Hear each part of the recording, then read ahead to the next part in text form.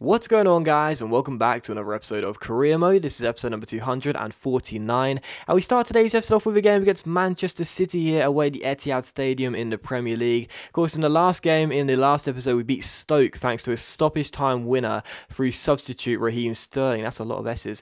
Sterling came off the bench to score a stoppage time winner for us in that game against Stoke City. But coming to this game against Manchester City, I did decide to revert back to the original first 11. There were quite a few fringe players playing in midweek, and we got away with one. I think that's the best way of putting it. So coming to this game, we were back to the first 11. That meant Ronaldo was playing at the top of the diamond. Of course, if you missed the last couple episodes, we do have Cristiano Ronaldo now after we signed him on deadline day. So Ronaldo back to the top of the diamond. And coming to this game against Manchester City, they're currently sitting in 9th place right now in the Premier League. And if they want to have any chance of either getting back into a title race or the European places and the Champions League places, they need to start on picking up the points and getting the wins. The first chance fell to us in the 18th minute. Kevin Savanier shot well saved by the goalkeeper though and cleared away by City. But in 27th minute here, we crossed the ball in from a corner. It's Mario Williams winning the header, and as Ruffier turns behind for another corner here, it's still 0-0. From the resulting corner, Ozil crosses the ball in to the centre, looking for Mario Williams again. This time it's headed away, but it comes to Luke Garbutt, and Luke Garbutt does not score normal goals. Whenever Luke Garbutt scores, it may be rare, but it's always an absolute wonder goal. You know, every single goal we've seen him score in this series, you know, there's only been 4, I think, but every single goal has been absolutely awesome. 3 long-range strikes, and also a free kick against one of his former clubs, Everton, as well. And it's another wonderful long-range strike from Garbutt here. He's about 25 yards out. He lets fly, and it's just perfect. Look at the swerve on that. Absolutely superb with the outside of that left boot. And Luke Garbutt is worth that £45 million plus Kieran Gibbs we paid for him in the January transfer window last season for these reasons. You know, he is so effective on the attack if we need him to be. You know, he gets assists every now and then. He's now scored 3 goals in an Arsenal shirt, all of those in the Premier League. He's just an absolutely awesome player to have as an attacking left back. So Manchester City 0, Arsenal 1. We take the lead in this game at the Etihad Stadium thanks to that superb goal from Luke Garbutt. But from a kickoff here, Manchester City go down the right hand side with Sami Nasri. He backheels towards Danilo and gets it back from him. Goes down the right hand side and finds Danilo again. Lovely link up play between those two. Danilo ends up keeping a hold of the ball, crossing the ball in. Emenike wins the header and makes it City 1, Arsenal 1. So we just scored a wonderful goal. We're in front of the Etihad Stadium. What do we do straight from kickoff? Concede an equaliser. Emenike getting the goal. City 1, Arsenal 1, and the home side are back on level terms, and that was just shambolic defending from me. Obviously this year that has been our main problem. We've scored quite a few goals, but we've conceded quite a few as well, and it was so routine. Like, Danilo and Nasri should never have been given that much space just to work the ball, you know, between them, get themselves through from a previously, you know, not a dangerous position down the right hand side into a more dangerous one. And once Emenike won the header, he was always going to score. So City 1, Arsenal 1 here. In the 40th minute though, Carboni did make a really good save and we got the ball away, so good stop there by our Italian goalkeeper, and it was still 1-1. From that, we passed the ball forward, Mesut Ozil finding Cristiano Ronaldo, one of the former clubs he played for, of course, Manchester United. Not going to be getting a good reception here at the Etihad Stadium, clearly, but he plays it through towards Rodrigo Lazari. Lazari plays it inside towards Niang. Lovely build up here, sees Niang find Ozil. Ozil plays it back inside towards Niang, and Niang's smash shot hits the post, and Ruffier gets it behind for a corner. So very unfortunate there, and it was still 1-1 going into the break. And 6 minutes after the restart here, Ronaldo finds Rodrigo Lazari, who roulettes around Embolo down his right hand side. The little Italian goes down the right hand side, then beats Vincent Kompany with a double step over, gets himself inside and shoots, but Ruffier pulls off a fantastic save, and City get the ball away. So still 1-1 in this game, but in the 58th minute, a great chance for City to take the lead for the first time. Cavani turns his man and keeps hold of the ball. The Uruguayan runs forward and shoots, but ends up hitting the post, and we just about clear the ball away. So still 1-1 despite both teams hitting the woodwork, but it was how the game would finish, a draw at the Etihad Stadium, and that's not a bad result. Obviously City right now, I think any chance of them getting back into the title race is effectively over. They could still get themselves into the Champions League, the final Champions League place, if they keep on winning, but it's 9th place coming into that game with us being top of the table. You know, I fancied our chances of winning that game, let's just say that. They're a good side and everything, they really are, but I still felt we should have won that game. We hit the woodwork, obviously City hit the woodwork as well, but in the end I think a draw was probably the fair result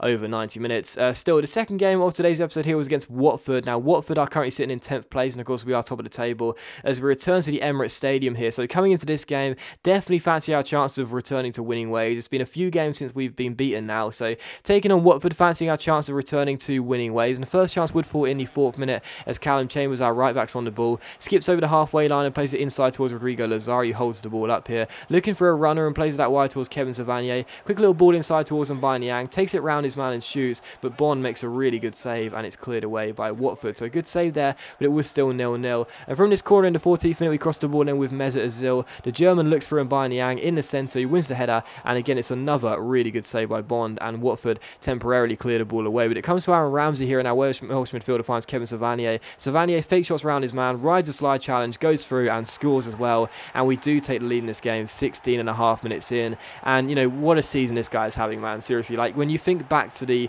amount of seasons we've had in this career mode, Savanier's been involved in all of them.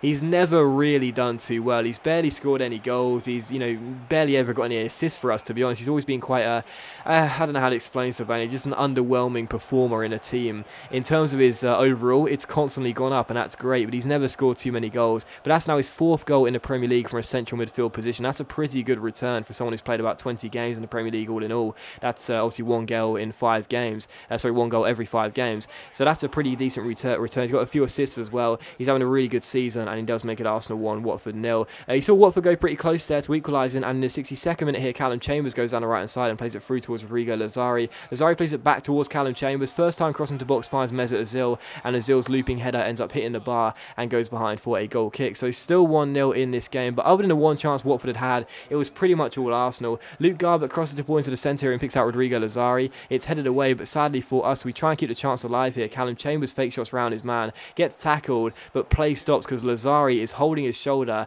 and sadly for us, has himself an injury. So Lazari injured, and unfortunately he is going to be out for 8 weeks. So as you can see, I bring on Vargas from the bench, and that is a huge blow for us because Lazari, you know, don't get me wrong, Niang is our main goal scorer and everything, but Lazari is such a solid strike partner for him. Now we're going to be missing the guy for 2 months. He won't return until sometime in April, presumably. That is a huge blow, but still, another good chance here to score again. Luke Garbutt, who also picked up a knock in this game, thankfully he ran it off, almost went very close there in the 75th minute. He scored a wonder goal against City. That one would have been even better. A first-time volley from a corner from outside the area goes onto the roof of the net and behind for a goal kick. So what a goal that would have been. In stoppage time, it was still 1-0, and to be honest, it was a game in which we dominated possession. We kept hold of the ball really nicely, had far more of it than Watford, and the fact it was still 1-0 was quite a bit of a surprise because we had so many chances to score ourselves a second goal. But thankfully for us in stoppage time, we would score ourselves a second goal. I thought Luke Garbutt got his second goal in 2 games. However, it was actually an own goal of this Watford defender. He smashes the ball goal bound. I actually think this was kind of harsh to take it away from Garbutt because it was on target, and whenever a shot is deflected and goes in, if the shot was on target, then usually the dubious goals panel will leave it as the goal scorer being that player. But instead, this time they took it away from him, and it went down as an own goal through that Watford player. It was how the game would finish though. Arsenal 2, Watford 0. So we grab ourselves another 3 points and return to winning ways. Really pleased with that. Another great performance by Garbutt as well. He's having a fantastic season for us right now, and there's confirmation too that Lazari is going to be out for 8 weeks with that dislocated shoulder.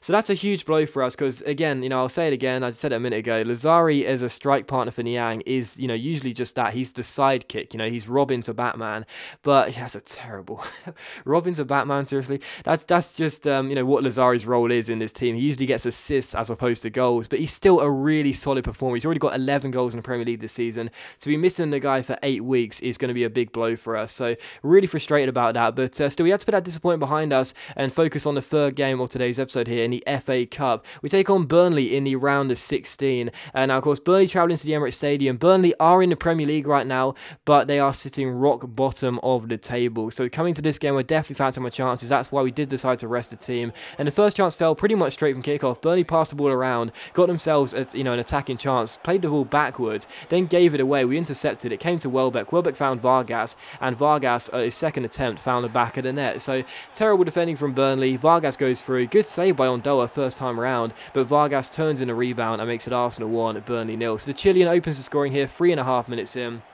And, you know, coming into the game, deciding to rest the entire team, definitely fancying my chances. No disrespect to Burnley, and, you know, just to be 1 goal up 3 minutes in was just a perfect start, and just really poor from Burnley. It was really weird, you know, from kickoff they got themselves forward, then came backwards, and then once they gave the ball away, there was no one really back, and Vargas and Welbeck both had pace. Vargas' first shot was well saved by the goalkeeper to his credit, but the rebound attempt was always going to find the back of the net, and it did. So Arsenal 1, Burnley 0. The Chilean does give us the opening goal of the game, and in the 9th minute here, a great chance to make it 2-0. Vargas, the goal scorer, finds Scott McLeod making his debut in this game. The young 16-year-old goes for goal, but Ondoa turns behind for a corner and gets the danger away. So good save there, and McLeod, of course, making his debut, the academy player, playing through the middle of the park. He's got some really good long shots, so I was desperate to try them out. That was a good one, but the goalkeeper made a really good save. And from the corner, De Vito wins the header, but ends up hitting the bar, and Burnley clear. So De Vito almost making it 2-0 there, but the woodwork denied him. So still Arsenal 1, Burnley 0. From the throw-in after Burnley cleared the ball away, we throw it in towards Gnabry. Gnabry finds McLeod, and again McLeod goes for goal. But again, despite the shot being on target, Ondoa is equal to it. So still Arsenal 1, Burnley 0 in this game. McLeod already having 2 shots in the opening 14 minutes. And from the corner, Sterling crosses the ball in, looks for Danny Welbeck, and again, it's Ondoa making a really good save. So Ondoa, the goalkeeper, already set for a really busy evening, but, you know, saving everything but the one shot Vargas had went in from the opening few minutes in this game. From the corner, again, it's crossed in. Again, De Vito's the target, and this time his header goes just over the bar and behind for a goal kick. So still 1-0. But after that, to be honest, not much really happened until the 78th minute. It was still 1-0 to us. Burnley went pretty close there with Rodriguez's header going just wide, but it was still 1-0, and they actually almost scored themselves an equalising goal in stoppage time here as we failed to get the ball away. It came to Rodriguez who shoots, and if it wasn't for a great save by Chris Ince, it could have found the back of the net. Here's how the game would finish though. Arsenal 1, Burnley 0. A really interesting game. We dominated the opening stages, then just sat back and retained possession. Burnley almost grabbed an equaliser and sent the game to a replay at Turf Moor. We did hold on though. Arsenal 1, Burnley 0, and we are through to the FA Cup quarter-finals. And that is going to be the end of the episode, guys. So as always, big thank you for watching the video. Really hope you have enjoyed it. If you have enjoyed today's episode of Career Mode, then please do leave a like. It is much appreciated, and it really does help my channel out. Because you don't have to leave a like if you don't want to. And I'll see you for the next episode of Career Mode very soon.